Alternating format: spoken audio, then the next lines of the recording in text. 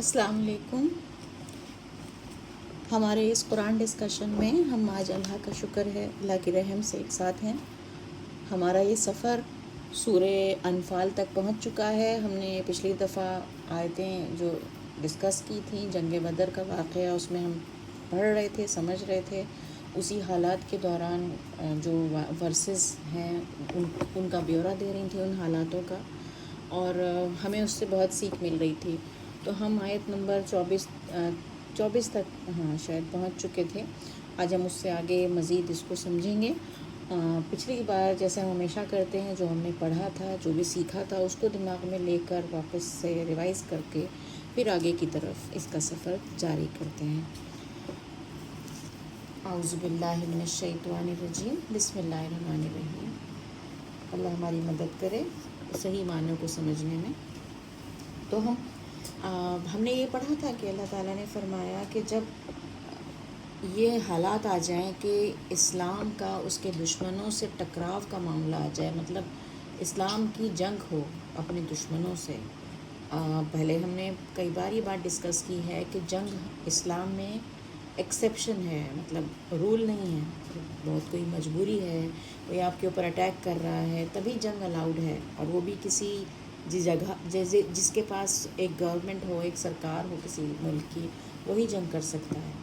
تو یہ ساری شرطیں ہونے کے بعد ایک موقع آتا ہے کہ جب ٹکراؤ ہونا ہی ہونا ہے، جب جنگ ہونی ہی ہونی ہے، تو اس موقع پہ آنے کے بعد یہ ایک فیصلے کا وقت ہوتا ہے اللہ کی طرف سے، کہ صحیح اور غلط کا فیصلہ ہو، کہ جو غلط ہے وہ ہار جائے۔ تو ایسے وقت پہ، ایسے نازک وقت پہ اگر کوئی انسان ایسا مطلب گھبرا جائے کہ کیا ہوگا، اب جنگ ہو رہی ہے، کہیں ایسا نہ ہو میری دنیا ختم ہو جائے یا کچھ بھی مجھے نقصان ہو جائے، تو وہ جنگ کا میدان چھوڑ کر بھاگ جائے۔ مطلب وہ جانا تھا، اسے اسلام کے لیے کھڑا ہونا تھا، اس کو پیش کرنے کے لیے یا اسلام کے لیے جنگ کرنے کے لیے، لیکن وہ ڈر گیا اور وہ یہ سوچنے لگا کہ کہیں میرا نقصان نہ ہو، تو وہ بیچ میں ہی چھوڑ دے۔ تو یہ اللہ تعالیٰ نے بتایا کہ بہت ہی زیادہ بدترین جرم ہے اللہ کے نزدیک۔ اور اس پہ یہ بات بھی ہوئی تھی کہ اس کا مطلب یہ ہے کہ آدمی اپنے کو اوپر رکھ رہا ہے، کہ میں اپنی جو پسند ہے وہ سب سے پہلے ہے، اپنی خواہشیں سب سے پہلے ہیں، اور اسلام یا سچائی وہ سب چیزیں بعد میں ہیں۔ تو چنتا ہے وہ اپنے آپ کو اگر پہلے، تو وہ اللہ اس کو ظاہر سی بات ہے پسند نہیں کریں گے۔ اور ایک اور نقصان ہوتا ہے اس بات سے کہ کوئی لوگ ایسا اگر کرتے ہیں، ایسے اگر واقع ہوتے ہیں کہ کچھ لوگ بھاگ جاتے ہیں، تو اور لوگوں کی بھی ہمت کم ہوتی ہے ایسے ٹائم پہ۔ ایسے وقت پہ تو ہمت بڑھانے کی ضرورت ہوتی ہے نا، کہ نہیں سب مل کے ساتھ لڑیں، تو ایسے باتوں سے ہمت آئے گی، اور کوئی انسان گھبرائے گا اور بھاگ جائے گا تو جو اور لوگ ہیں وہ بھی کمزور پڑنے لگیں گے۔ تو اس لیے بھی یہ چیزیں ڈی موٹیویٹ کرتی ہیں، تو خدا کو پسند نہیں ہے۔ تو یہ آج کے دور میں، کیونکہ اب اس طرح کی جنگ کے حالات تو نہیں ہیں، آج کے دور میں اگر ہم اس کو سمجھیں تو میرے لیے کیا اس سے سمجھ آتا ہے کہ ایک جیسے آج کی ڈیٹ میں ہم یہ سمجھ سکتے ہیں کہ ایک آدمی سچے دین کی دعوت دے رہا ہے، سچا دین سب کو سمجھا رہا ہے، سب کو بلا رہا ہے اس کی طرف، ایسا ہے۔ لیکن جب وہ دیکھ رہا ہے کہ میں بہت دن سے لوگوں کو بلاتا ہوں، لیکن لوگ اس بات کو نہیں مان رہے ہیں، میری بات کو نہیں سمجھ رہے ہیں، تو وہ کیا کرے؟ بے صبر ہو جائے، بے صبری دکھائے، اور سوچے کہ چلو جب لوگ نہیں مان رہے ہیں تو میں یہ چھوڑ دیتا ہوں، میں وہی کر لیتا ہوں جو لوگوں کو پسند ہے۔ تو یعنی کہ اس نے کیا کیا؟ اس نے بھی ایک جنگ تھی اور اس جنگ سے وہ بھاگ گیا۔ یہ بھی اس طرح کا ہی کام ہو گیا نا، کہ وہ بیچ میں چھوڑ کے بھاگ گیا۔ تو آج بھی جب ہم اس طرح کا کوئی بھی کام، جو ہم صحیح کام کر رہے ہوتے ہیں، صحیح کی طرف سے کھڑے ہوتے ہیں ہم، اور ہم دیکھتے ہیں کہ ہم کمزور پڑ رہے ہیں، ہمارا ساتھ نہیں دے رہا ہے کوئی، تو ہم اگر ہٹ جاتے ہیں پیچھے اس جنگ سے، تو یعنی کہ ہم وہی کام کر رہے ہیں۔ تو زندگی میں یہ صرف ہر معاملے میں ہوتا ہے، صرف دین ہی کے معاملے میں نہیں ہوتا۔ زندگی میں بہت سارے معاملوں میں ایسا ہوتا ہے کہ ہمیں فیصلہ لینا ہوتا ہے، کہ چاہے بھلے ہی ہم کمزور ہوں، چاہے بھلے ہی ہمارے ساتھ کوئی نہ دے رہا ہو، لیکن ہم اگر صحیح ہیں تو ہمیں کھڑا ہونا پڑتا ہے، اور بیچ میں سے بھاگنا یا پیٹھ دکھا کے بھاگنا، کائروں کی طرح جسے کہتے ہیں نا، وہ چیز اچھا کیریکٹر شو نہیں کرتی، وہ چیز ہمارے دکھاتی کہ ہماری شخصیت اچھی شخصیت نہیں ہے۔ تو اگر ہم اسٹرانگ پرسنالٹی والے ہیں مضبوط پرسنالٹی والے ہیں تو ہمارے اندر یہ عزم ہوگا کہ مشکل حالات میں بھی ہم ڈٹے رہیں گے. یہاں پہ وہ ڈٹرمنیشن کی بات ہو رہی ہے. تو اللہ تعالیٰ بھی اپنے بندوں کے اندر وہ ڈٹرمنیشن دیکھتا ہے کہ بندے آخر نازک لمحات میں کتنے مضبوط ہیں. یہاں پہ وہ والی بات اس آیت میں مجھے سمجھ میں آ رہی تھی. پھر دوسری بات یہ ایک بات تھی جو ہم لوگوں نے پڑھی تھی جہاں اللہ تعالیٰ فرما رہے تھے کہ جو دعا کی تھی رسول اللہ صلی اللہ علیہ وسلم نے، اس کے بعد میں نے بتایا تھا کہ انہوں نے مٹھی میں مٹی لے کر اور ایسے دشمنوں کی طرف پھینکی تھی. اس کے بعد ایسا لگا کہ جیسے کہ کافروں کے لشکر کا یہ حال ہو گیا جیسے سب کی آنکھوں میں ریت پڑ گئی ہو. مطلب ان سب کی آنکھوں میں جیسے مٹی سی آ کے گر گئی جب انہوں نے ایسا کیا. تو یہ ایک واقعہ تھا سمبولک جو یہ دکھا رہا تھا کہ آج اللہ تعالیٰ تمہارے ساتھ ہے. تم جو چاہو گے، جس طرح سے تم اپنا ارادہ کرو گے، اللہ تمہاری پوری پوری مدد کرے گا. تو اللہ جو تم کر رہے ہو بیسیکلی تم نہیں کر رہے ہو، اللہ ہی کر رہا ہے. اللہ نے کہا تھا تم نہیں قتل کر رہے ہو، اللہ کر رہا ہے. تم نے مٹی نہیں پھینکی، اللہ نے پھینکی. تو مجھے اس سے یہ سمجھ میں آ رہا تھا کہ اللہ تعالیٰ نے جیسے اپنا ذمے لے لیا ہے کہ وہ ایمان والوں کی مدد کرے گا ہر حال میں، چاہے کتنی ہی پلاننگ ہو رہی ہو، سازشیں ہو رہی ہوں، کتنا ہی دشمن مضبوط ہو، لیکن اللہ نے اپنے اوپر یہ پکا وہ کر لیا کہ میری ذمہ داری ہے، میں مدد کرنے کے لیے کھڑا ہوں. لیکن شرط کیا ہے؟ بس شرط یہ ہے کہ جو ایمان والے ہیں نا وہ بھی اللہ کے ارادہ، مطلب وہ بھی جان رہے ہوں کہ اللہ کی مرضی ہے، اس مطلب اللہ کی مرضی پہ چل رہے ہوں. ایسے نہیں کہ اپنی مرضی سے لڑ رہے ہیں کہ ہم تو مسلمان ہیں تو اللہ ہماری مدد کرے گا. یہاں مسلمان اور اسلام میں فرق کرنا ضروری ہے. صرف اس لیے کہ کوئی مسلمان ہے ضروری نہیں کہ وہ اسلام کے لیے لڑ رہا ہوگا. جو جنگ بدر کی جنگ تھی وہ اسلام کے لیے جنگ تھی، وہ کسی انسان کے لیے یا کسی قوم کے لیے جنگ نہیں تھی کہ اس قوم کو حق ملے. قوم نہیں ہے ہمارا مقصد، ہوتا ہے اسلام کو نقصان نہیں آنا چاہیے. وہاں پہ یہ ہو رہا تھا کہ اسلام کو ختم کر دینا چاہتے تھے دشمن. وہ چیز اس لیے وہاں پہ اللہ تعالیٰ نے ساتھ دیا کیونکہ جو ایمان والے تھے انہوں نے بھی یہی اللہ کا کام کرنے کے لیے کھڑے ہوئے، وہ کہ اللہ کا دین نہ ختم ہو جائے. ان کی منشا یہی تھی. تو جب دونوں کی منشا ایک ہو جاتی ہے نا، اللہ بھی اپنا دین بچانا چاہ رہے ہیں اور انسان بھی اللہ کی مدد کرنے کے لیے کھڑے ہو رہے ہیں، تب جا کے کہیں اللہ کی مدد آتی ہے اس طرح. تو ایسی جنگوں کے لیے اللہ کی مدد نہیں آتی جب ہم ایک زمین کے لیے لڑ رہے ہیں کہ یہ زمین ہماری ہے، یہ دیش ہمارا ہے، اس پہ ہمیں کھڑا. زمین کے لیے نہیں اللہ کھڑے ہوتے ہیں، اللہ تعالیٰ دین کے لیے کھڑا ہوتا ہے. تو یہاں پہ بہت ہی باریک فرق ہوتا ہے، اس کو سمجھنا ضروری ہے. اکثر کچھ جنگوں کو ہم لوگ اسلام کی جنگ سمجھ لیتے ہیں جبکہ وہ صرف مسلمانوں کی جنگ ہوتی ہے، قوم کی جنگ ہوتی ہے. پھر دوسری بات ہم نے یہ بتائی تھی میں نے آپ لوگوں کو کہ جب بدر کی جنگ کے لیے دشمن کے سردار وہاں سے مکہ سے چلے تو انہوں نے کعبہ کو پکڑ کے دعا کی تھی کہ اللہ تعالیٰ تیرے نزدیک جو صحیح ہے اسی کو جتا دینا. اور اس بات کا فیصلہ ہو گیا، اللہ تعالیٰ نے مسلمانوں کو جتا دیا. لیکن یہ فیصلہ آنے کے بعد بھی وہ اپنی بات کو سمجھ نہیں پائے کہ ہم نے کیا کہا تھا. اللہ نے سامنے دکھا دیا، اب ہم سارے اپنی غلطی مان لیں اور اسلام کو قبول کر لیں. لیکن وہ اس بات کو سمجھ نہیں پائے کیونکہ انہوں نے جو دعا کی تھی نا، وہ دعا حقیقت میں انہوں نے اپنے آپ کو پہلے ہی مطلب ایک کانفیڈنس دیا تھا کہ ہم صحیح ہیں تو اللہ ہمیں جتائیں گے. تو انہوں نے سوچ یہ رکھا تھا کہ ہم تو ابراہیم علیہ السلام، اسماعیل علیہ السلام کی اولاد ہیں، ہم ان کے دین پہ چل رہے ہیں، ہم تو ٹھیک ہیں. یہی لوگ جو نئے کھڑے ہو گئے ہیں یہی غلط ہیں. تو ان کا یہ دعا تھی، وہ دعا بھی ان کے اپنے ہی دل کو مطلب ایک طرح سے کانفیڈنس دینے کے لیے تھی. تو یہاں پہ مجھے بہت ساری پوائنٹ سمجھ میں آتے ہیں. کئی دفعہ ہم بھی ایسی دعائیں کرتے ہیں اللہ تعالیٰ سے کہ اللہ تعالیٰ آپ خیر کا فیصلہ کریے گا، آپ جو اچھا چاہتے ہیں وہ فیصلہ ہو جائے، بس ایسا ہم دعا کرتے ہیں. کوئی کام ہمارا ہونے والا ہوتا ہے، ہم یہ دعا کرتے ہیں اللہ تعالیٰ آپ جو فیصلہ کریں بس خیر کا فیصلہ ہو. تو لیکن ہوتا کیا ہے جب وہ فیصلہ آتا ہے اللہ کا تو ہمیں سمجھ نہیں آتا، ہمیں پسند نہیں آتا. تب ہم اس کی کوشش میں لگ جاتے ہیں کہ نہیں یہ تو غلط ہو گیا، اس کو کسی طرح کوئی تو ایسا راستہ ملے کہ یہ فیصلہ بدل جائے. کبھی پیر مزار کے پاس، کبھی کہیں جاتے ہیں، اللہ کا فیصلہ بدلوانے کے چکر میں لگ جاتے ہیں. تو مطلب کہنے کا یہ ہے کہ ہم جب دعا کر رہے ہوتے ہیں تو ہمارے اندر اگر عقیدہ کم ہے، ایمان کم ہے، تو ہم سمجھ لیجئے کہ اپنی ہی بات کو کہنا چاہ رہے ہیں. چاہے بھلے ہم اللہ کا نام لے کے اللہ سے کہہ رہے ہیں کہ اللہ آپ فیصلہ کرو، لیکن فیصلہ ہم اپنا ہی چاہ رہے ہوتے ہیں، جیسے وہ قریش کے سردار چاہ رہے تھے. تو ہمیں اپنی یہاں پہ اپنے اندر کو بھی ٹٹولنا ہے کہ ہم کس طرح سے خدا سے کس طرح کا ایمان رکھتے ہیں، کہ ہم واقعی اللہ پہ ایمان رکھتے ہیں یا اپنے کو ہی بس صحیح مان کر زندگی گزار رہے ہیں۔ کبھی ہم نے اپنے آپ کو صحیح کرنے کی کوشش کری یا ہم دوسروں کو ہمیشہ غلطی سمجھتے رہتے ہیں۔ تو یہ والی پوائنٹ سمجھ میں آئی مجھے وہاں سے۔ اور دوسری پوائنٹ یہ سمجھ میں آئی کہ کسی بھی نبی کے فالوور ہونے سے یہ مطلب نہیں ہے کہ تم اللہ کے فیوریٹ ہو جاؤ گے، جیسے وہ سمجھتے تھے قریش کے لوگ کہ ہم ابراہیم علیہ السلام کے فالوور ہیں، ہم تو ان کے دین پر ہیں۔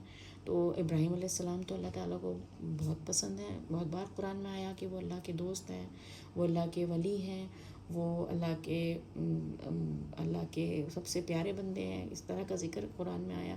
ان کو اللہ نے امام بنا دیا سارے انسانوں کا، لیکن تب بھی انہوں نے جو ان کے فالوور بتاتے تھے اپنے آپ کو، ان کو فیوریٹ نہیں سمجھا تھا۔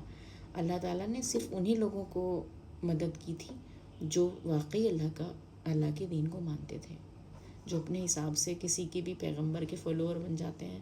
جیسے آج ہم سب کہتے ہیں کہ ہم محمد صلی اللہ علیہ وسلم آخری نبی کے فالوور ہیں، تو ہم خود یہ سمجھ لیتے ہیں کہ اللہ تو ہماری ہی مدد کریں گے، اللہ تو ہمارے ہی سائڈ ہوں گے۔ اس طرح کی سوچ یقیناً غلط ہے، مجھے اس آیت سے یہی لگی۔ اس سوچ کی وجہ سے ہی قریش کے سرداروں میں اتنا سپر کانفیڈنس تھا کہ وہی صحیح ہیں، اور وہ کبھی اپنی ہار کو بھی دیکھنے کے بعد اسے خدا کا فیصلہ نہیں سمجھ پائے۔ وہ سمجھے کہ ہاں ہار گئے ہوں گے کسی وجہ سے، مگر اسے خدا کا فیصلہ وہ نہیں جان پائے۔ اگر وہ جان لیتے تو وہ پھر سارے کے سارے خود ہی اسلام قبول کر لیتے۔ تو یہ کچھ بات اس میں سمجھ میں آ رہی تھی مجھے۔ پھر ایک بار ہم نے جو ورس پڑھی اس میں یہ تھا کہ اللہ تعالیٰ نے کہا کہ اللہ کے نزدیک بدترین جانور ہوتے ہیں وہ لوگ جو اپنی عقل کا استعمال نہیں کرتے۔ جانور کہا، بدترین کہا ان لوگوں کو جو عقل کا استعمال نہیں کرتے۔ تو یعنی کہ یہ سمجھ میں آ رہا ہے کہ کوئی بھی بات ہمارے سامنے پیش کی جائے، کوئی بھی ہم سے کچھ نصیحت کر رہا ہے یا ہمیں کچھ بتا رہا ہے، تو ہمارے اندر اللہ نے کچھ صلاحیتیں دی ہیں، ہمیں دماغ دیا، عقل دی، ہماری ریزننگ کی طاقت دی، تاکہ ہم ریزن آؤٹ کر کے جان سکیں کہ یہ بات صحیح ہے یا نہیں۔ تو جب ہمیں اس عقل کا استعمال کرتے ہیں نا، ریزن آؤٹ کرتے ہیں جب چیزوں کو، تبھی ہم اپنے آپ کو انسان کے لیول پہ پہنچتے ہیں، ورنہ ہم کیا ہیں؟ جانور۔ تو میں اس طرح سے بھی سمجھ پائی کہ اگر ہم انسان ہیں تو اس کا پروف یہی ہے کہ ہم عقل یوز کر رہے ہیں، کیونکہ جتنا ہم عقل یہ کھانے پینے میں یوز کرتے ہیں اتنا تو جانور بھی چلتا ہے نا، کھانا کھاتا ہے وہ بھی اس کا بھی کھانا ہوتا ہے، کوئی پسندیدہ کھانا ہوتا ہے، کوئی کم پسندیدہ کھانا ہوتا ہے، سوتا ہے، جاگتا ہے، پھر کھانا ڈھونڈتا ہے۔ یہ اگر ہم کر رہے ہیں، کھانا 3 ٹائم کا کھانا کھانا، کمانا اور پھر سونا، تو ہم کون سی زندگی گزار رہے ہیں؟ جانور والی زندگی۔ ہماری عقل اگر یوز ہو رہی ہے، ہم کچھ اچھا اپنے لیے سوچ پا رہے ہیں، اپنے لیے نکال پا رہے ہیں، تو تب ہم اپنے آپ کو سمجھ سکتے ہیں کہ ہم واقعی انسان ہیں۔ تو ایک تو یہ بہت ہی گہرا پوائنٹ سمجھ میں آیا تھا مجھے۔ اور دوسرا یہ کہ اس میں اسی ورس میں آگے اللہ تعالیٰ نے یہ کہا تھا کہ اگر ہم کسی انسان میں کوئی بھلائی دیکھتے ہیں تو ہم ضرور انہیں سننے کی توفیق دیتے ہیں، یعنی کہ کوئی جس کے دل میں بھی کوئی ذرا سی بھی نیکی، ذرا سی بھی سنجیدگی ہوگی، کوئی بھلائی ہوگی، اللہ کو تو سب پتہ ہے نا دل میں ہمارے کیا ہے، ہمارے اندر، ہمارے باہر، ہمیں وہ پورا اندر باہر سے جانتا ہے، اللہ سے کوئی بات چھپی نہیں ہے۔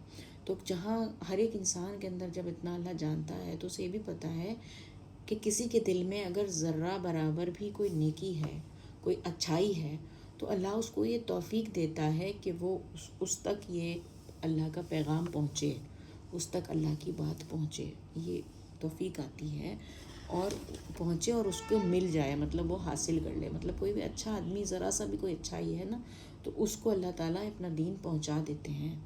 یہ بات بتائی گئی یہاں پر۔ تو اصل بات کیا ہے کہ ہم خود کو تیار کریں، اپنے اندر اچھائی پیدا کریں، تبھی ہمیں اللہ سے ہدایت ملے گی۔ یہ تو بات ہم بار بار پڑھتے ہیں، قرآن بار بار ہمیں یہ بتا رہا ہے کہ ہدایت ہماری کوشش پر ہی ہے۔ تو ہماری کوشش کیا ہے کہ ہمارے اندر کوئی اچھائی ہو، تو ضرور ہم اللہ سے اس کی ہدایت پا سکتے ہیں۔ تو اللہ توفیق اسی کو دے گا۔ ہم ہمیشہ دعا کرتے ہیں نا، اللہ ہمیں توفیق دے کہ ہم ایمان پہ چلیں، اللہ ہمیں توفیق دے کہ ہم سچے مسلمان بنیں، ہمیں ایمان کی توفیق دے۔ تو یہ توفیق تبھی دیتا ہے جب کسی کے اندر کوئی بھلائی ہوتی ہے۔ تو یہ بہت ہی باریک سا پوائنٹ ہے، لیکن مجھے لگتا ہے بہت ہی زیادہ سوچنے کا ہے کہ ہم نے اپنے اندر کیا بنایا ہوا ہے۔ کیا ہم پوری طرح سے کہیں ایسا تو نہیں کہ دنیا میں مگن ہو گئے ہیں، وہی جانور والی زندگی جی رہے ہیں؟ کیا ہم نے اپنے اندر کوئی بھلائی رکھی ہوئی ہے کہ نہیں؟ تو ہم اگر ایسا ہے تو اللہ تعالیٰ ہمیں ضرور سلیکٹ کریں گے اور ہمیں توفیق دیں گے، اور ہم کوشش کرتے رہیں اپنے آپ کو بھلائی پہ بنائے رکھیں، تو ہم ضرور اللہ کے ان چنندہ بندوں میں شامل ہو جائیں گے۔ یہ بات سمجھ میں آئی کہ اگر ہم کوئی بھی بات ہمارے پاس آئے گی، ہم اس کو کھلے دماغ سے سنیں گے، بنا کسی نفرت کو دل میں لیے ہوئے، بنا کوئی نگیٹیوٹی کو دل میں لگے ہوئے اس پہ غور کریں گے، سنجیدہ ہوں گے، تو ہم اللہ کی سچائی کو پا ہی لیں گے۔ ہر انسان، ہم ہی نہیں، ہر انسان پا لے گا اگر کوئی یہ سب چیزوں کو اس طرح سے سنے گا۔ اور اگر کوئی صرف اس طرح سن رہا ہے جیسے گونگے بہرے لوگ سنتے ہیں، ان کے سامنے جیسے جانور سنتے ہیں کہ بھینس کے آگے بین بجانا، ایک کہاوت ہے کہ آپ بین بجاتے رہو مگر بھینس کو سمجھ میں نہیں آئے گا، جانور ہے، اس کے سامنے کچھ بھی بولتے رہو تو وہ کچھ بھی چیز حاصل نہیں کرے گا۔ تو اندر میں اپنے آپ کو، اپنے دماغ کو ایکٹیو کرنا ہے، اپنے اندر بھلائی رکھنی، پیدا کرنی ہے، سنجیدگی پیدا کرنی ہے۔ یہ بات پچھلی ورسز کی ہم نے سمجھی تھی۔ اب ہم آج سے آگے کی ورسز شروع کر رہے ہیں۔ آیت نمبر 24 سے ہمارا آج کا درس سبق ہوگا، اس کو پڑھیں گے۔ اعوذ باللہ من الشیطان الرجیم، بسم اللہ الرحمن الرحیم۔ اے ایمان والو، اللہ اور رسول کی پکار پر لبیک کہو۔ لبیک کا مطلب ہے حامی بھرنا، مان لینا، ہے نا، اس کو کہتے ہیں لبیک۔ اللہ اور رسول کی جو پکار ہے وہ کیا پکار ہے؟ یہی ہے قرآن یا پھر ایمان کی باتیں، اسلام، یہ اللہ کی پکار ہی تو ہے۔ اللہ نے کہا جب اسلام تمہارے پاس آئے تو اس پہ لبیک کہو، جبکہ رسول تمہیں وہ چیز، اس چیز کی طرف بلا رہا ہے جو تمہیں زندگی دینے والی ہے۔ تو جب اللہ پکارے یا رسول پکارے تو کہو ہاں میں حاضر ہوں۔ لبیک ایک کلمہ ہوتا ہے، جب حج پہ لوگ جاتے ہیں نا حاجی، تو وہاں پہ جا کے بولتے ہیں لبیک اللہم لبیک، اللہ نے پکارا اور مطلب بندہ کہتا ہے کہ ہاں میں حاضر ہوں اللہ تعالیٰ، میں حاضر ہوں۔ تو لبیک کا مطلب یہی ہے کہ اپنی اٹینڈنس شو کرنا کہ یس وی آر پریزنٹ۔ تو یہاں پہ اللہ تعالیٰ یہی بات کہہ رہے ہیں کہ جب اللہ اور رسول پکاریں تو تمہیں حاضر ہونا ہے اللہ کے لیے ہر وقت جب اللہ بلائے، کیونکہ اللہ یا رسول اس طرف بلاتا ہے جو زندگی دینے والی ہے، مطلب زندگی ہے اس چیز میں جو جس طرف اللہ بلا رہا ہے۔ تو جب اسلام کی دعوت تمہارے پاس آئے تو اسے قبول کرو، اور اس کے علاوہ تم بھی لوگوں کو اس کی طرف بلاؤ، تم بھی لوگوں تک اسلام پہنچاؤ، لوگوں تک اس کی بات پہنچاؤ، کیونکہ یہی زندگی دینے والی چیز ہے۔ تو اللہ نے اس کو زندگی دینے والا بتایا ہے۔ مطلب ہم تو سمجھ رہے ہیں کہ زندگی دینے والی چیزیں کیا ہیں، زندگی کیا ہے کہ ایک عالیشان محل ہو، اپنا گھر ہو، بچے ترقی کریں، لیکن یہاں پہ کہا جا رہا ہے کہ اس بات میں زندگی ہے کہ تم اللہ کی بات پہ ہاں کہہ رہے ہو یا نہیں، ورنہ تو اللہ کے نزدیک تم زندہ، مطلب مردہ کے قرار ہو، ایک طرح سے مردہ ہے تمہارا دل و دماغ، تم نے کیونکہ ہاں اس بات پہ ہاں نہیں کہا۔ اور جان لو کہ اللہ آدمی اور اس کے دل کے درمیان حائل ہو جاتا ہے۔ اللہ تعالیٰ یہاں پہ اپنا ایک قانون بتا رہے ہیں، بہت غور سے پڑھیے گا۔ اور جان لو کہ اللہ آدمی اور اس کے دل کے درمیان حائل ہو جاتا ہے، مطلب اللہ تعالیٰ نے بتایا کہ آدمی جب کوئی چیز سنتا ہے اس کے دل تک وہ بات پہنچ نہیں پاتی، کیونکہ ایک دیوار بن جاتی ہے۔ کئی بات جیسے اسلام کی کوئی بات ہمیں پتہ چلی یا کوئی بھی ہمیں بات پتہ چلی کہ وہ اس کو ہم انٹرنلائز نہیں کر پاتے، اس کو ہم اپنے دل میں نہیں لے پاتے، ہم بس سنا اور ہم نے ایک کان سے لیا دوسرے سے نکال دیا، تو کیونکہ ایک دیوار ہو جاتی ہے۔ تو اللہ تعالیٰ کہہ رہے ہیں کہ اللہ ہی حائل ہو جاتا ہے، مطلب اللہ خود کو ہی کہہ رہے ہیں کہ اللہ تعالیٰ انسان اور اس کے دل کے بیچ میں ایک دیوار بن کے کھڑے ہو جاتے ہیں، اور یہ کہ اسی کی طرف تمہارا اکٹھا ہونا ہے۔ اب اس کا مطلب کیا ہوا؟ اس کا مطلب یہ ہے جو ہم کئی بار پڑھ چکے ہیں کہ ہمارے اندر، ہماری دل میں جو بات ہے اسے ہم کہتے ہیں فطرت، جو اللہ نے ہمیں فطرت پہ پیدا کیا، نیچر پہ پیدا کیا۔ اور یہ بات ابھی تک ہم قرآن میں کئی بار ڈسکس کر چکے ہیں کہ ہماری جو نیچر ہے اس میں سچائی ہے، اس میں اللہ ہے، اس میں ہم ہر چیز کو پہلے سے ہی اللہ نے ہمیں بتا رکھا ہے کہ ایک اللہ ہے جس کی عبادت کرنی ہے، اس کے علاوہ کوئی خدا نہیں ہے، اور جتنی بھی ساری باتیں ہیں قرآن کی وہ ہمارے دل کی ہی اندر پہلے سے ہی ایک ہمیں دے کے بھیجا ہوا ہے۔ لیکن ہم کیوں اس چیز کو بھول جاتے ہیں؟ کیونکہ پیدا ہونے کے بعد ہم جیسے جیسے بڑے ہوتے ہیں، جس ماحول میں ہم رہ رہے ہیں، جیسی باتیں ہم سن رہے ہیں، جو بھی لوگوں سے مل جل رہے ہیں، تو اس کا اثر آنے سے ہمارے اس فطرت کے اوپر ایک پردہ چڑھ جاتا ہے. اسی پردے کو ہم نے کنڈیشننگ کا لفظ بھی بولا تھا کہ کنڈیشننگ ہو جاتی ہے ہماری، اور ہم اب جو باتیں جو ہماری فطرت میں تھی اسے ہم بھولنے لگتے ہیں. تو اب جب کوئی انسان اپنی وہی بات کو کہیں اور سے سنے گا، یعنی کہ قرآن میں یا پھر پیغام کوئی دے گا سچائی کا اسے، تو جب وہ ایسی بات سنے گا اور اس کے فطرت میں بھی وہی بات تھی، تو جس نے اپنی فطرت کو جگا لیا، اس پردے سے ہٹا دیا، تو وہ تو مان جائے گا کہ ہاں یہ تو بات بالکل صحیح ہے، تو مجھے بالکل صحیح لگ رہی ہے، تو میرے مطلب کیونکہ وہ اس کے دل کی ہی بات ہوگی نا. تو یہاں پہ کیا بات کہی جا رہی ہے کہ جہاں پہ ایک پردہ بن گیا جس کی بات ہو رہی ہے. تو پردہ مطلب وہ جو کنڈیشننگ ہے وہ ہو گئی، وہ تو سب کی ہوتی ہے، لیکن ایسے انسان اپنی کنڈیشننگ جو ہٹا نہ پائیں، یا ان کی بات ہو رہی ہے. بہت سے لوگ اتنا زیادہ پردہ ان کی فطرت پہ چڑھ جاتا ہے، اتنا زیادہ وہ دنیا کے یہ کنڈیشننگ بڑھتی کیسے چلی جاتی ہے کہ ہم جیسے جیسے دنیا میں بڑھتے چلے جاتے ہیں، دنیا کی چیزوں کی طرف بھاگتے چلے جاتے ہیں، ہمیں یہ باتیں ہمارے دل میں بھولتی چلی جاتی ہیں، پیچھے ہوتی چلی جاتی ہیں، فطرت میں دبتی چلی جاتی ہیں. یہ سمجھ لیں جیسے ایک پیاز ہوتی ہے، اس کے اوپر ایک چھلکا، اس کے اوپر ایک چھلکا، چھلکے پہ چھلکے، چھلکے پہ چھلکے، ایسے ہوتا چلا جاتا ہے. جب اتنا زیادہ وہ گہرائی میں چھپ جاتی ہے فطرت کی باتیں، وہ کھل نہیں پاتا، جاگ ہی نہیں پاتی، ایسے سو جاتی ہے فطرت. تو تب کی بات یہاں کہی جا رہی ہے کہ جان لو اللہ آدمی اور اس کے دل کے درمیان حائل ہو جاتا ہے. تو اس کو کہا جا رہا ہے کہ پہلے جیسے کہا نا اللہ نے کہ آپ رسول کی اور اللہ کی پکار پہ لبیک کہو.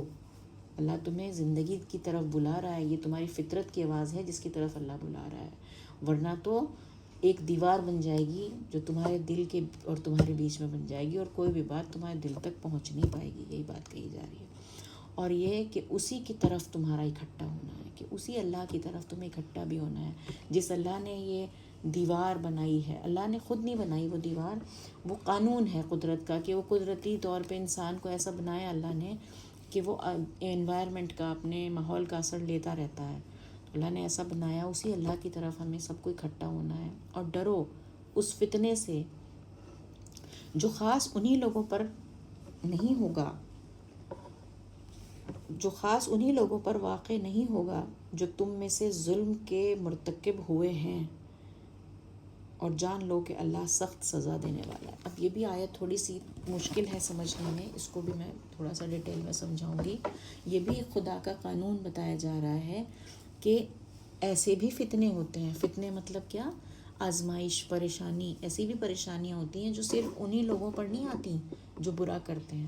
اللہ تعالیٰ کہتے ہیں نا جو پریشانی تم پر آئے گی وہ تمہارے کیے سے آتی ہے. قرآن میں ہے کہ جو بھی پریشانی ہم انسانوں پہ آتی ہے وہ ان کے ہی کرنے سے آتی ہے. ہماری کوئی بھی پریشانی کسی اور کی وجہ سے نہیں آتی. لیکن یہاں پہ کہا جا رہا ہے کہ وہ کچھ پریشانی ایسی بھی ہو سکتی ہے جو صرف انہی پہ ہی نہیں آئے گی جنہوں نے برا کیا تھا، وہ ان پر بھی آئے گی جنہوں نے کچھ نہیں کیا. دوبارہ پڑھ رہی ہوں میں. اور ڈرو اس فتنے سے جو خاص انہی لوگوں پر نہیں ہوگا جو تم میں سے ظلم کرنے والے ہیں. تو اگزامپل میں چھوٹا سا دے کے اس سے کلیئر کرنا چاہتی ہوں. پچھلی ہم نے ابھی کچھ ورسز پہلے بات پڑھی تھی، آپ لوگوں کو یاد ہوگا کہ یہود کے کچھ لوگ ایسے تھے، ان کے پاس یہ حکم آیا ہوا تھا کہ سیٹرڈے کا دن جو ان کا سبت کا دن ہوتا ہے اس دن انہیں شکار نہیں کرنا. تو وہ کیا کرتے تھے؟ وہ جال ڈال دیتے تھے. شکار تو نہیں کرتے تھے مگر وہ سنڈے کو جا کے وہ جال نکال لیتے تھے. اس طرح کا کچھ کرتے تھے. تو مطلب ایک طرح سے اللہ کے حکم کو اپنے حساب سے توڑ موڑ رہے تھے. تو اللہ کو یہ بات سخت ناپسند ہوئی تھی اور ان کے اوپر پورا عذاب آیا تھا. تو اس میں ایک آیت یہ بھی تھی کہ اس میں کچھ لوگ تھے جو انہیں ٹوکا کرتے تھے کہ نہیں مت کرو، یہ ایسے نہیں کرنا چاہیے. تو اللہ کا جب عذاب آیا تو اللہ نے ان لوگوں کو بچایا تھا، ہے نا. تو وہاں پہ یہ ان لوگوں سے، بلکہ جب کچھ لوگ یہ کہا کرتے تھے جو انہیں ٹوکتے نہیں تھے، انہیں پتہ تھا کہ یہ غلط ہے مگر وہ ٹوکتے نہیں تھے، تو وہ ان سے کہتے تھے تم کیوں کہتے ہو ان کو، یہ تو نہیں سمجھیں گے، چھوڑو. تو وہ یہ کہتے تھے کہ ہم ان کے لیے نہیں کہتے، ہم تو اپنے لیے کہتے ہیں تاکہ اللہ کو پتہ چل جائے کہ بھئی یہ لوگ ان کے ساتھ نہیں ہیں. تو یہاں پہ وہی والی بات کو آپ پھر سے یاد کرو کہ یہ جو فتنے کی بات کہی جا رہی ہے نا، جو ظلم کرتے ہیں ان پر تو آئے گا ہی آئے گا فتنہ. جو ظلم کو برا نہیں کہتے، ظلم مطلب برائی کو برا نہیں کہتے اور اسی کے ساتھ رہتے ہیں، نہ ٹوکتے کسی کو، نہ کہتے، نہ دل میں برا مانتے، تو ان کے اوپر بھی وہ مصیبت آئے گی. کیونکہ اللہ تعالیٰ ان کو بھی سزا دے گا کہ تم خاموش کیوں تھے، تم تو ان کے ساتھ ہی تھے نا. اس ورس کو تھوڑا سا آپ اگلے بار اگر اور سمجھاؤں گی میں، ویسے اس وقت سمجھنے میں بس یہی سمجھو کہ کچھ پریشانیاں ایسی بھی ہوتی ہیں جو تم نے خود تو کچھ نہیں مول لیا، لیکن کسی اور نے برا کیا، کسی اور نے غلطی کی، اس کا اثر بھی تم پہ پڑ جاتا ہے، کیونکہ تم نے اس کی برائی کو ٹوکا نہیں تھا، تم نے اس کی برائی کو کنڈیم نہیں کیا تھا، تم نے اس کو سمجھایا نہیں تھا، تو تمہاری بھی اس میں غلطی ہو گئی. تو کچھ فتنے ایسے ہوتے ہیں، کچھ پریشانیاں ایسی ہوتی ہیں جو کہ کسی ایک کی غلطی سب کے لیے مصیبت بن جاتی ہے. یہاں پہ اس طرح کی بات کہی جا رہی ہے. اور وہ جب بھی کوئی ایسا معاملہ ہوتا ہے تو معصوم بھی اس میں انوالو ہو جاتے ہیں. یہ اس لا آف نیچر کی بات کہی جا رہی ہے ساتھ میں. اور جان لو کہ اللہ سخت سزا دینے والا ہے. تو اللہ تعالیٰ کی جب سزا ہوتی ہے تو وہ سختی سے پکڑتا ہے لوگوں کو. اس میں سے کوئی یہ نہ سوچے کہ یہ سارے لوگ تو خراب تھے، میں تو اپنا دین پہ ہی تھا، میں تو صحیح کر رہا تھا سب کچھ، مجھے کیوں یہ سب جھیلنا پڑ رہا ہے. تو اس میں یہی بات سمجھائی جا رہی ہے کہ تمہارا معاملہ دوسروں سے الگ تبھی ہوگا جب تم خود برائی کی جب ہو رہی تھی اس وقت اپنے آپ کو الگ کر کے کھڑے ہوئے تھے یا نہیں. تم نے لوگوں کو بتایا تھا کہ نہیں کہ ہاں یہ بات غلط ہے. اب آگے اس کو لیتے ہیں آیت نمبر 26 پہ. اور یاد کرو جب کہ تم تھوڑے تھے اور زمین میں کمزور سمجھے جاتے تھے، ڈرتے تھے کہ لوگ اچانک تمہیں اچک نہ لیں. پھر اللہ نے تمہیں رہنے کی جگہ دی اور اپنی نصرت سے تمہاری تائید کی اور تمہیں پاکیزہ روزی دی تاکہ تم شکر گزار بنو. تو اللہ تعالیٰ یاد دلا رہے ہیں مکہ میں جب تم رہتے تھے تم بے بسی کی حالت میں تھے، ہر وقت ڈر رہتا تھا کب تمہیں کوئی اٹیک کر دے، کب تمہیں کوئی مار دے، تمہارا کھانا چھین لے، کچھ بھی ہو سکتا تھا. کھانے پینے کا بھی بائیکاٹ کر دیا گیا تھا. تو آج تمہیں اللہ تعالیٰ نے روزی دے دی، تم مدینہ میں ہو، تم عزت سے رہ رہے ہو. اس بات کا آپ شکر کرنے کی بات ہے. مطلب ہمیں ہمیشہ اللہ کی نعمتوں کو یاد کر کے ہمیشہ شکر بار بار کرتے رہنا چاہیے. یہ نہیں کہ اس وقت کر دیا، اب بھی بار بار یاد کریں کہ ہاں اس وقت میں ایک پریشانی میں تھی، اس سے میں نکل آئی، اس وقت میری بیماری تھی، بہت بیمار تھی، لیکن اللہ نے مجھے اب پھر سے ٹھیک کر دیا. تو ہمیں، کیونکہ ہم انسان بار بار بھولتے ہیں اچھی باتوں کو نا، ہمارے اندر یہ کمزوری ہے، ہم نگیٹو بہت یاد رکھتے ہیں. تو ہمیں ہمیشہ یہ عادت رکھنی چاہیے جب خالی ہوں یا دعا کر رہے ہوں یا ویسے ہی بیٹھے ہوں تو ہم اپنی پرانی جتنے بھی ہماری پریشانیاں اللہ نے سالو کی انہیں یاد کر کے اپنی شکر کرتے ہیں. اے ایمان والو، خیانت نہ کرو اللہ اور رسول کی، اور خیانت نہ کرو اپنی امانتوں میں حالانکہ تم جانتے ہو. تو اللہ نے کہا جب تمہیں یہ سب کچھ دیا ہے اللہ نے تو اب تم شکر کرو، خیانت نہ کرو. خیانت مطلب ڈس آنیسٹی نہ کرو، آنیسٹی دکھاؤ کہ اللہ کا شکر کر رہے ہو کہ اللہ آپ نے ہمیں یہ سب دیا، یہ سب امانت ہے اللہ کی، سب کچھ اللہ نے ہی دیا ہے. تو اب تم اگر اس میں خیانت کرو گے، شکر نہیں کرو گے، اس کو اللہ کے لیے خرچ نہیں کرو گے جو کچھ اللہ نے دیا، تو یہ خیانت ہوگی، امانت میں خیانت ہوگی. اللہ نے آپ کو امانت دی ہے، آنیسٹی سے اس کو لوٹاؤ. اور جان لو کہ تمہاری مال اور تمہاری اولاد ایک آزمائش ہے، اور یہ کہ اللہ ہی کے پاس بڑا اجر ہے. مطلب صاف بتایا کہ کس وجہ سے ہم لوگ اللہ کا شکر نہیں ادا کر پاتے، اللہ کا کام پورا نہیں کر پاتے جس جو اللہ نے کہا ہے. وہ وجہ کیا ہے؟ پہلی وجہ تو ہمارا بزنس، ہمارا کام، ہمارا مال. ہم اکثر یہ سوچتے ہیں ابھی کام نمٹا لیں، یہ آفس ورک ہے یہ کر لیں، اپنی جاب کا یہ پورا کر لیں، پھر دیکھتے ہیں، پھر کرتے ہیں. اور پھر یا دوسرا کام کیا ہے، ہماری فیملی، ہماری اولاد، یہ ہمیں روک دیتی ہیں ہماری ڈیوٹیز کو پورا کرنے میں، اللہ کا کہنا ماننے میں. کبھی بچہ سو رہا ہے، کبھی آج دیر سے سویا تھا، صبح اٹھ نہیں پایا تو میری نماز نکل گئی، پھر اس کے علاوہ بچے کے اور کاموں میں ہم لگے رہیں گے. تو ہماری جو ڈیوٹیز ہیں اللہ نے جو ہمیں دے رکھی ہیں وہ سب ہم بھولتے چلے جائیں گے. تو یہ اللہ نے صاف کہا کہ جان لو کہ تمہاری مال اور تمہاری اولاد ایک آزمائش ہے. تو اسے آزمائش سمجھو، اسے ٹیسٹ سمجھو، یہ تمہیں ٹیسٹ کے لیے ملا ہے. اس کی وجہ سے اپنے وہ موقع نہ کھو جو تم کھو رہے ہو. خدا کی جو ڈیوٹیز پوری نہیں کر پا رہے ہو، سچ جھوٹ بول رہے ہو، ان کی وجہ سے گناہ کما رہے ہو، ایسا نہ کرو. یہ ٹیسٹ ہے تاکہ یہ اللہ دیکھنا چاہتا ہے کہ تم یہ لے کر کیسے بیہیو کرو گے ان کے ساتھ.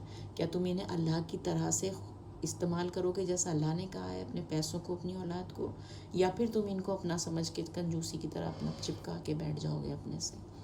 اور یہ کہ اللہ ہی کے پاس بڑا اجر ہے. تو مطلب انہیں اجر مت سمجھو کہ تمہیں ریوارڈ دیا اللہ نے، نہ اپنے اولاد کو ریوارڈ سمجھو نہ اپنے پیسے کو. یہ تو اللہ نے ٹیسٹ دیا ہے تمہیں، اب تم ٹیسٹ کو کس طرح نبھاتے ہو یہ بتاؤ. آگے کی ورس بھی پڑھ لیتے ہیں، وقت کم رہ گیا ویسے. اے ایمان والو، اگر تم اللہ سے ڈرو گے تو وہ تمہارے لیے فرقان بہم پہنچائے گا اور تم سے تمہارے گناہوں کو دور کر دے گا اور تمہیں بخش دے گا، اور اللہ بڑے فضل والا ہے. اور وہ منکر تمہارے بارے میں تدبیریں سوچ رہے تھے کہ تمہیں قید کر دیں یا قتل کر ڈالیں یا جلا وطن کر دیں. وہ اپنی تدبیریں کر رہے تھے اور اللہ اپنی تدبیر کر رہا تھا، اور اللہ بہترین تدبیر کرنے والا ہے. تو یہاں پہ اللہ تعالیٰ نے پھر سے مسلمانوں کو ایڈریس کرتے ہوئے کہا کہ دیکھو، اگر آپ لوگ اللہ سے ڈرو گے تو وہ تمہیں فرقان دے گا. فرقان مطلب کیا ہوتا ہے؟ اچھا اور برا فرق کرنے کی تمیز. اس صاف لفظوں میں فرقان کا مطلب ہے صحیح اور غلط کا فرق کرنا آ جائے گا آپ کو اگر آپ اللہ سے ڈرو گے. کیسے؟ اللہ سے ڈرتے ہوئے آپ ہر چیز کو دیکھو گے کہ بھئی اچھا یہ کیا ہے بھئی، یہ کوئی نئی بات بتا رہا ہے کوئی آدمی، تو یہ سمجھو گے اچھا اللہ کو پسند ہے یہ بات یا نہیں ہے. اس طرح سے سوچو گے تو آپ سمجھ جاؤ گے کہ غلط ہے یا صحیح ہے. تو ہر بات کو آپ ایک ترازو میں تول پاؤ گے کہ یہ بات ٹھیک ہے یا نہیں، اگر آپ کے اندر اللہ کا ڈر ہوگا. یہ بتایا اس آیت میں. اور اللہ تعالیٰ اللہ سے ڈرنے والوں کو فرقان دے گا اور اس کے گناہوں کو معاف کر دے گا. تو یہ دونوں ہی چیزیں چاہیے ہمیں ایک تو اللہ کی معافی چاہیے، ہم سب گناہ کرتے رہتے ہیں. دوسرا ہمیں آگے کے لیے ہم تاکہ گناہ نہ کریں ایک فرقان چاہیے، مطلب تمیز چاہیے اس بات کی کہ ہم جان لیں. کئی گناہ ایسے ہوتے ہیں نا جو ہمیں معلوم ہی نہیں پڑتے اور ہو جاتے ہیں ہم سے. تو اللہ کا ڈر ہونے سے ہمیں دونوں ہی پرابلم سالو ہو جا رہی ہیں ہماری، کہ ہمیں فرقان بھی مل رہا ہے، یعنی کہ وہ ترازو بھی مل رہا ہے کہ ہم صحیح اور غلط کا فیصلہ کر لیں، اور ہمارے جو گناہ تھے وہ بھی اللہ تعالیٰ ہم سے دور کر رہا ہے. تو یہ بہت ایک مطلب فارمولا سا بھی ملا اس آیت میں کہ اللہ سے ڈرو گے تو تمہارے لیے فرقان دے گا اور تمہارے گناہوں کو دور کر دے گا. اور ساتھ میں جب یہ بھی کہا اللہ نے کہ جب تم ڈرتے ہو اللہ سے تو جو تمہارے جو دشمن ہیں تمہارے بارے میں پلاننگ کر رہے ہوتے ہیں کہ وہ تمہارا نقصان کریں گے، تمہیں ماریں گے، کچھ بھی نقصان کریں، تمہارے مال کو ختم کریں گے، تو وہ پلاننگ ہوتی رہے گی. لیکن اللہ تعالیٰ ان سب سے زیادہ بیسٹ پلانر ہے. اللہ کی پلاننگ سب سے اچھی ہے، تو وہ تمہارے لیے ضرور مدد کرتا رہے گا. جیسے ہم نے ابھی جنگ بدر کے واقعے میں پڑھا کیسے اللہ نے اتنی مضبوط فوج کو اتنی کمزور فوج سے ہرا دیا اللہ کی مدد سے.